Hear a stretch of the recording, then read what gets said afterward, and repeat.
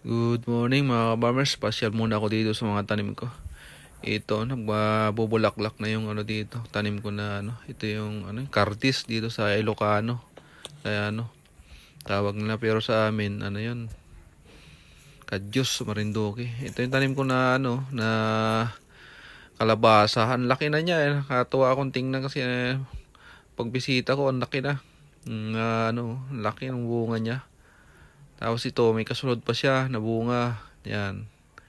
Kaya ang dami ko nang na harvest na rin na kalabasa. Tapos yan, yung mga tanim ko dito sa taas, yung mga ano, may mga tanim pa ako dito eh. Malapit na rin magbunga to, mga ano, kalabasa. Nabubulaklak na rin eh. Kaya dinidiligan ko, mainit na. Kaya diniligan ko.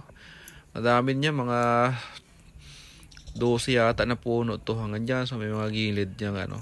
Sana maraming bunga. Update ko kayo mga bossing, mga ka-farmers. Salamat.